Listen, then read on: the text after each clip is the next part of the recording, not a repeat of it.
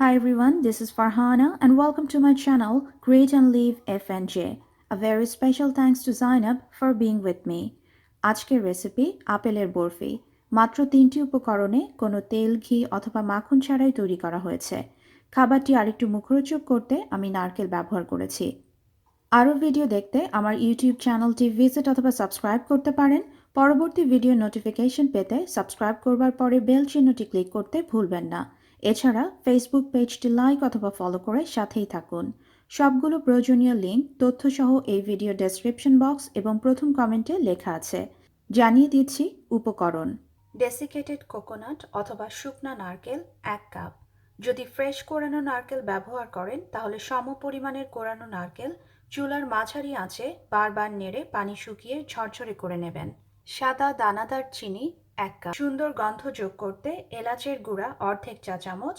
সাজানোর জন্য কাজু বাদাম অর্থাৎ ক্যাশু প্রতিটা টুকরা 2 ভাগ করে নেওয়া এবং কাঠবাদাম অর্থাৎ অ্যালমন্ড ছোট টুকরা করে নেওয়া। লাল আপেল খোসা ছাড়িয়ে গ্রেট করে নেওয়া পরিমাণ 1 কাপ। খেয়াল রাখবেন আপেলটা যেন মিষ্টি হয়, এ কারণে সবুজ আপেল না ব্যবহার করাটাই ভালো। রান্না শেষে পাত্র থেকে ঢেলে বরফি আকারে কেটে নেবার জন্য আমি এখানে নিয়েছি একটি প্লেট। আপনারা চাইলে এই ধরনের সমান তল বিশিষ্ট যে কোনো পাত্র নিলেই চলবে। এবং আমি যেহেতু কোনো তেল, ঘি অথবা মাখন ব্যবহার করব না, এই কারণে পাত্রের তলার সাথে যেন বরফিগুলো একেবারে আটকে না যায়, সেই কারণে আমি এখানে একটি ফুড র্যাপ খুব ভালো করে বিছিয়ে দিয়েছি। চুলার আঁচ মাঝারি এবং সর্বোচ্চের মাঝামাঝি করে আপেল কুচিগুলো দিয়ে দেব। এবারে গ্রেট করা আপেলগুলো বারবার এভাবে নেড়ে এই তাপমাত্রাতেই ভালো করে শুকিয়ে নিতে হবে, যেন এর ভেতরে যতটা সম্ভব কম পানি থাকে। 5 মিনিট পরে পানি একেবারে খুব ভালো করে শুকিয়ে এসেছে। এবারে চুলার আঁচটাকে মাঝারি করে দেব। এবারে এতে দিয়ে দেব চিনি এবং নারকেল। খুব ভালো করে চুলার মাঝারি আঁচে এগুলোকে মিশিয়ে নেব।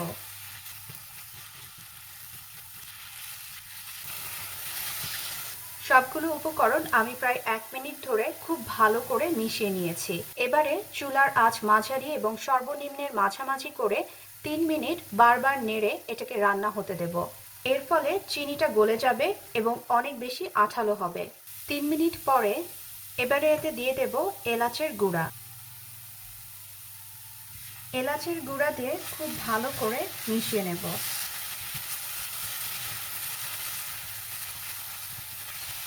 এবারে চুলার আঁচ বন্ধ করে দিচ্ছি।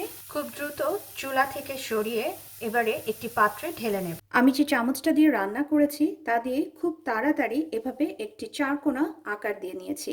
এই সম্পূর্ণ বরফির মিশ্রণটি যখন স্বাভাবিক তাপমাত্রায় আসবে, তারপর এটিকে আমি রেফ্রিজারেটরে ঠান্ডা হওয়ার জন্য অন্তত পক্ষে 45 মিনিট রেখে দেব। ফিরে আসলাম 1 ঘন্টা রেফ্রিজারেটরে রাখার পর। বরফির এই মিশ্রণটি গরম অবস্থাতেই ফ্রিজে রাখবার আগে এর উপরে আমি ছিটিয়ে দিয়েছিলাম কাঠবাদাম। এবারে একটি ছুরির সাহায্যে এভাবে বরফির আকার করে আমি কেটে নেব। ফিরে আসছি কেটে নেওয়ার পরে। রেসিপিটা যদি আপনাদের ভালো লেগে থাকে তাহলে অবশ্যই তৈরি করবেন। সবাইকে নিয়ে একসাথে উপভোগ করবেন। সবাই ভালো থাকবেন, সুস্থ থাকবেন। আল্লাহ হাফেজ।